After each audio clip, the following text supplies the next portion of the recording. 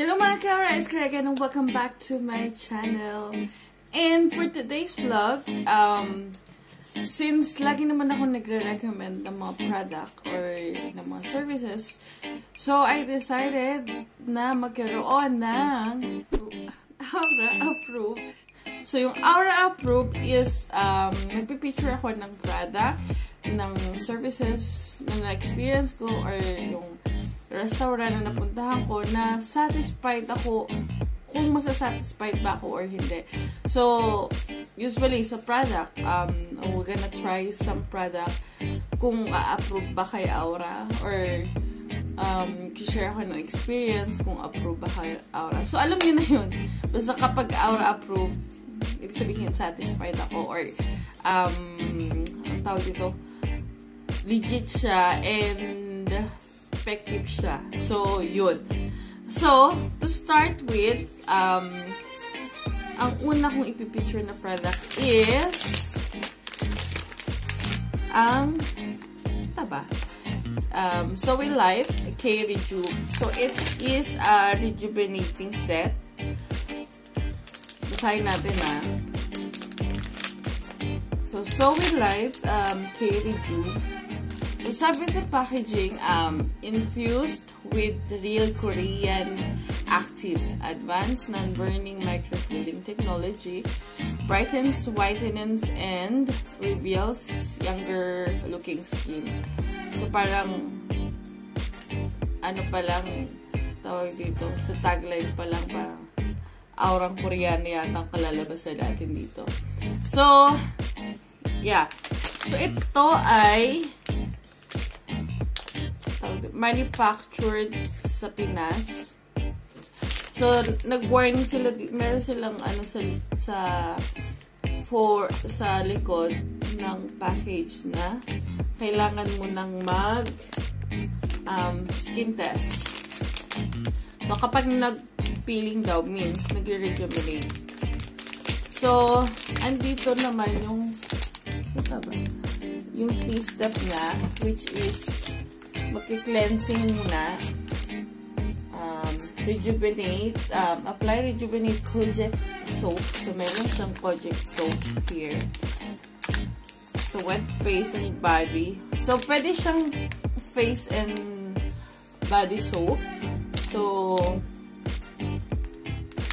pwede siya sa mukha at katawan. So, that's good.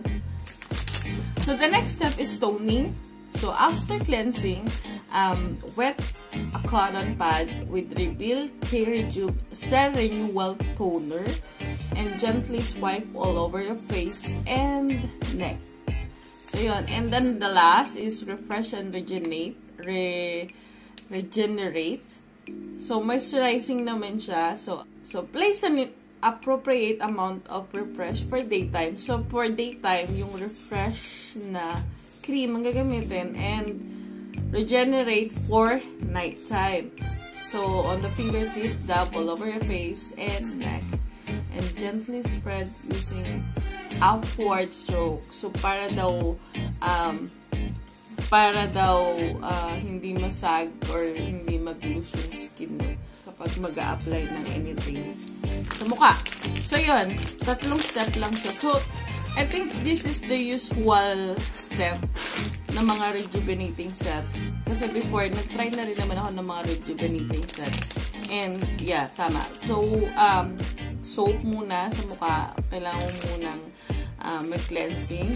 Then, next is yung apply mo yung toner. And then, the next is yung cream. So, buksan na natin siya. So, buksan na natin yung packaging. Maganda yung packaging niya. Kasi meron siyang ano, ang tawag dito. Pagpasensya yun na yung kuko ko. Para siyang ziplock. Yung ayun yan. Oh. So, sa loob, included na yung Kojic soap. So, Kojic acid soap. So, ayan. Rejuvenate. And then, so the next step is yung reveal. So, yung, ito ba?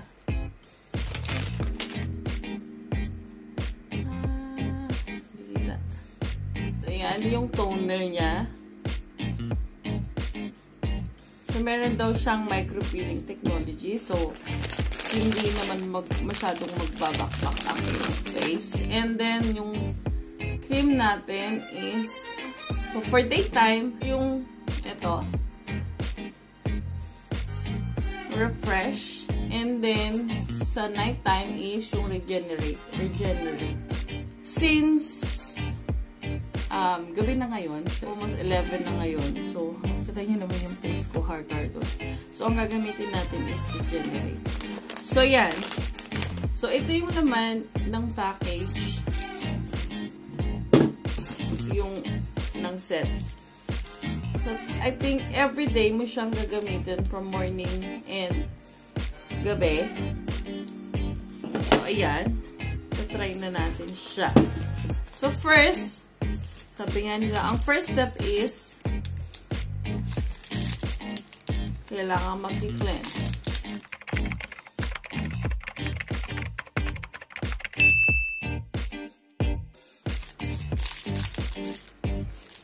Ano pa? Tawag dito? Sa labas pa lang, parang amin-amin mo na yung bango. Parang amoy cherry na ano, hindi katulad ng ibang ano na medyo may pagkamatapang yung may pagkamatapang yung ano na yung amoy niya. Pero ito, mabango siya na parang yung candy na cherry. So, ayan. Usual color ng Colgate soap. So, ayan. So, mag-wash muna ako ng face using this soap. And, balikan ko kayo. Wait! So, ayun. Yan ako na rin yung birthday gift ni Mami D. Hi, Mami D! Shout out! Shout out! So, since nakita ko yung turban, gamitin natin. Kasi, ano siya, ang cute-cute niya. So, 3 sets siya. Meron siyang pang ponytail. Fashionista na, na face mask. And, yung turban. So, ang ganda-ganda niya. Thank you, Mami D! Baka may gusto ding mag-order. PM nyo lang si Ara or direct message kayo sa page ko. Ayan. Don't forget to like my page. So, gamitin na natin itong turban. So, diba, katerno pa siya nung aking damit. Diba? Para hindi para maganda yung ating paghihilamos. So, first time ko lang po magtuturban ng ganito. Ayan. Labas yung yung aura. Malapad na noo. So, ayan. Mag-wash muna ako ng face ko and then balikan ko kayo. Sama ko na pala kayo para makita nyo paano ko gamitin yung soap. So, ayan. So, ko kayo lalagay. Ayan na.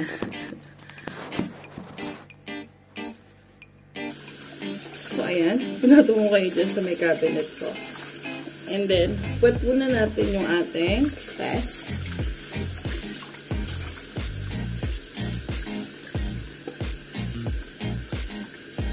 Itumidaas yung ating camera.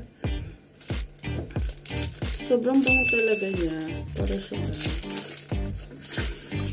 So, sa mga gumagamit ng rejuvenating soap or ng Kojic, sa mga gumagamit ng Kojic soap, alam niyo naman na hindi direct na hindi direct mong i-scrub yung soap sa mukha nyo. So, ang gagawin is basahin natin yung and then ilather nyo lang yung kamay nyo sa sabon. And then, ayan. Para hindi direct talaga yung sabon nyo kasi baka masyadong ma-irritate yung skin nyo. Ang cute nung nila, meron Zoe Life dun sa sabon mismo. And then, ito yung iyaan natin sa face natin. So, ayan. Scrub natin para matanggal. Ito sa liig.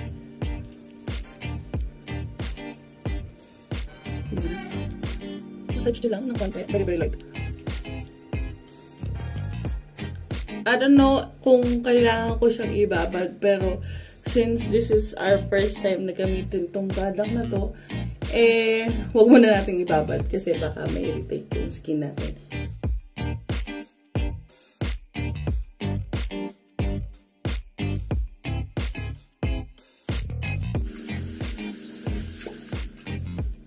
Ayun na. Kunin natin yung towel natin to dry our face.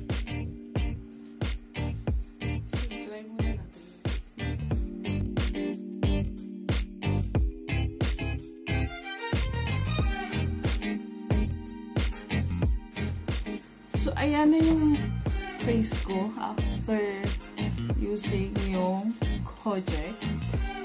And then, diba, mukha.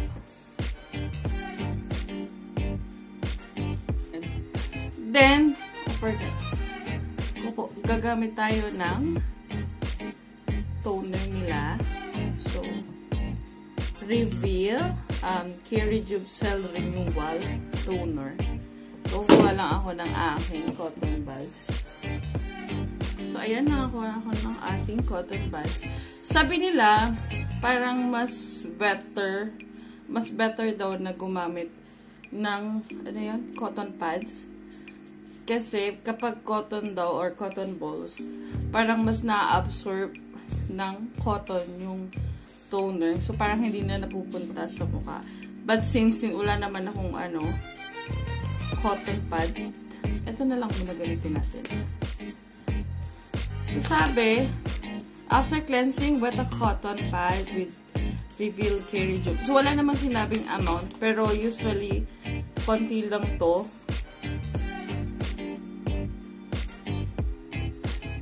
And then, dump lang natin. Simula sa noo. Uy, ang bango niya talaga. Unlike dun sa ibang ginamit ko before na na toner. Meron siyang, alam niyo yung amoy ng toner talaga na amoy gamot. Pero ito, parang amoy cherry talaga siya, mabango. So, ayan. Tapos, meron ako mga pimple mark dyan. Ayan. Kasi ang hilig-hilig kong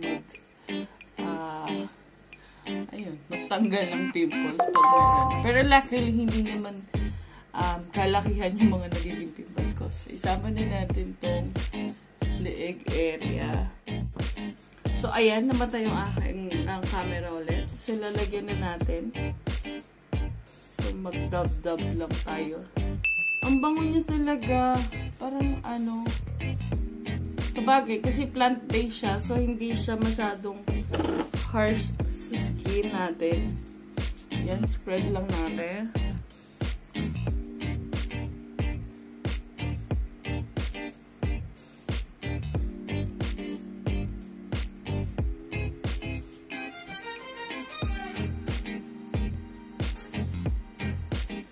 Disclaimer lang po ha, hindi ako beauty vlogger. So, ayun. So, ginagawa ko lang yung normal na ginagawa ko pag gumagamit ako ng rejuvenating set. So, ayan.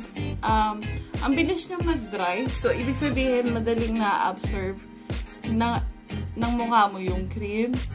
And, what do you think? Yung cream naman, ito talaga yung gusto ko. Mabango siya. Paulit-ulit ako. Pero sobrang bango niya talaga. And sobrang smooth niya. Tingnan niyo naman. So, yan. Then, so, natapos ko na to. And then, tomorrow morning ulit, gagamitin ko siya. And then, na-update ko kayo. So, for the first time na ginamit ko tong product na to, okay naman siya. Ang pinaka-the best na nagustuhan ko dito is mabango. Mabango siya and nakaka-addict siyang nakaka-addict siyang ilagay sa mukha. Kasi sobrang pango, hindi ka mag-worried na puro chemical lang yung nandun sa cream or nasa toner mo. So, yun. Update ko kayo the next day or the following days kung ano yung result nito. So, yun. See you tomorrow. I-update ko kayo bukas. So, titingnan natin kung Aura approve ba or Aura disapprove. So, bye! The next morning. So, day 1, walk off like this lang yan. Yung face ko off. Kaya kung gamitin yung the side.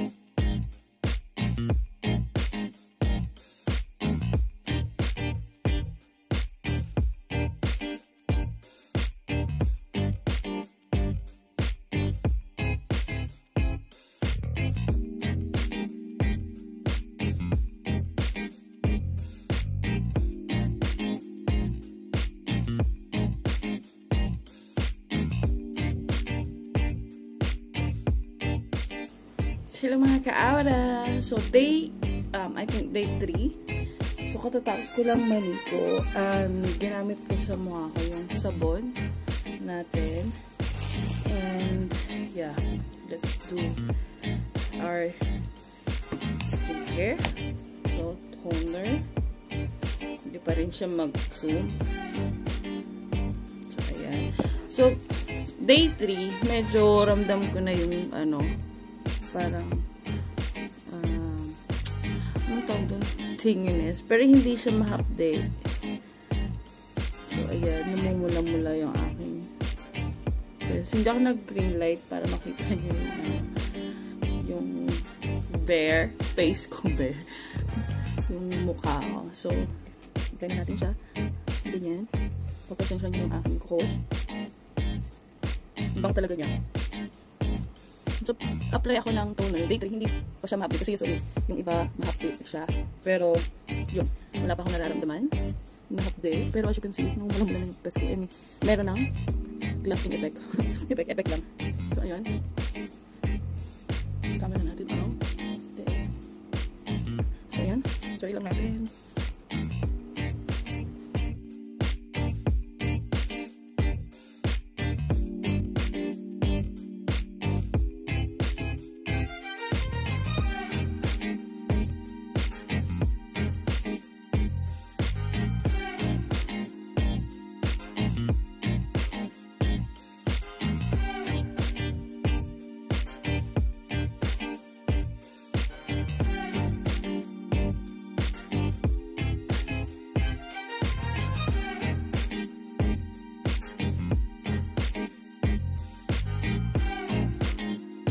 So, yan.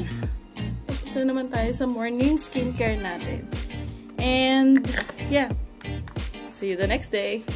Last night, hindi na ako nakapag-video kasi sobrang pagod ko. Mag-12 na natapos yung work ko. Pero I did pa rin yung skincare routine ko. Hindi lang ako nakapag-video kasi sobrang pagod ako. So, yan. See you on the next day. Bye. One eternity later.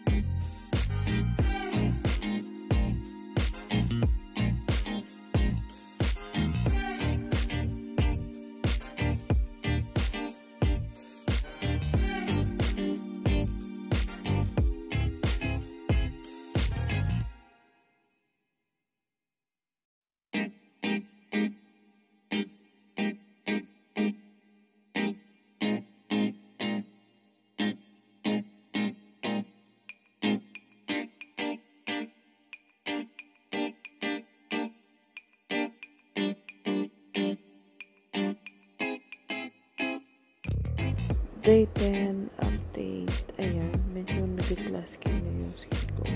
And that's it.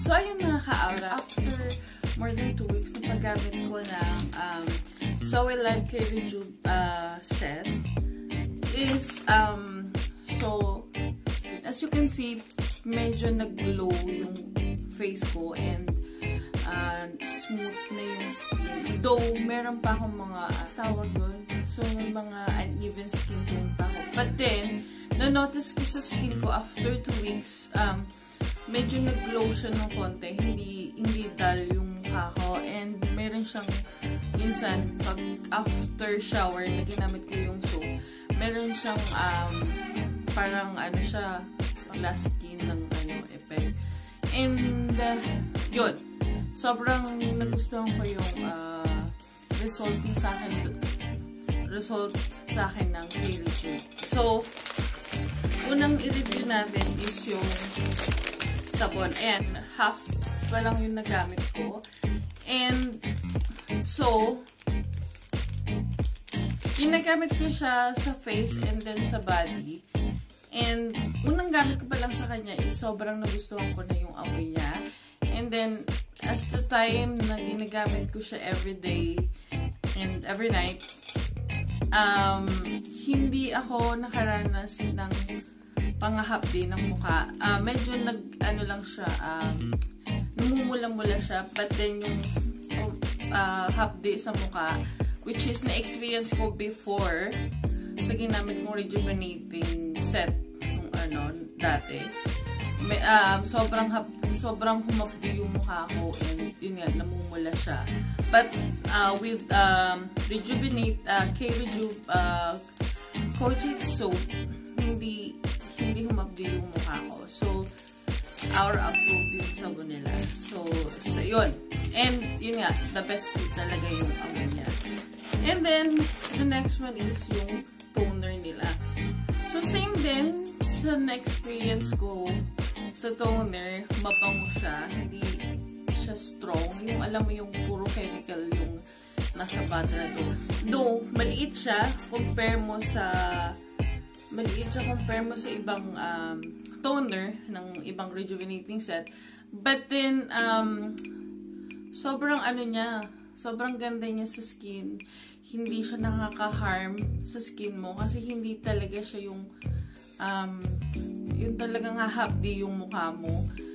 Yung parang feeling mo na susunog yung skin mo. So, ito, very gentle lang yung effect niya sa skin mo. And that's why nagustuhan ko din siya. Hindi hindi talaga, wala akong hapdi days. Kasi doon sa ibang rejuvenating set, it's given na merong hapdi days na na ma-experience mo. But here, dito sa toner nila, wala akong na-experience about it. And even sa pagpipil ng mukha, hindi rin nag-feel yung mukha ko. Though yung napansin ko sa skin ko dito, kasi ginagamitan ko siya ng yung soap, yung Kojic soap. Doon parang nakikita ko yung micro-peeling niya. And ayan, ito nyo, walang lotion yan, pero ganyan yung skin ko. Hindi ko lang kung kita nyo yun. So, wala akong na-experience na even micro-peeling, kasi sabi nila may micro-peeling effect siya. Pero even micro-peeling, wala akong na-experience na peeling na ganap. hindi ko pili. So, joke.